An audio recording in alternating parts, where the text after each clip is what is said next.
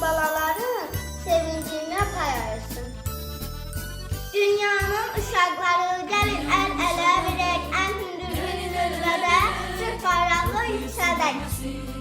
Bütün dünyaya deyək, dünyanın uşaqları gəlin əl-ələ verək, oxuyub sürməməsin. Bütün dünyaya biz deyək, arzumuz budur ki, Uşaqlar hər sözün üstündə olsun, nə arzu etsə balalar, yetişsin yerinə arzular. Dünyaya yayılsın ufaqların arzuları, arzularını tutasınlar dünyanın gül balaları.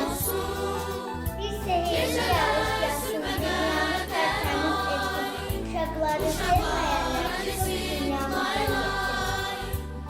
Mənim arzum budur, günəş başımın üstündə olsun, gecələr üstəgədələr, uşaqlara yesin laylar. Bütün nəfəsləri açıb, quşları geri buraxaq. Suyunun azadlıq himnini əl-ələ verək oxuyaq.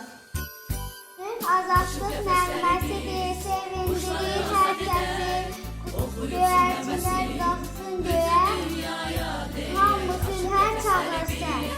Göyərçilik biz, Türktür adımız, göyə uçmağa var qanadımız, Türktür nəğməmiz, sözsə quşuz biz, Türlü dünyaya bağışlarız biz, qəlbimiz gülşən, güllərimiz şən, bizi bəxtəvər, yaşadır vətən.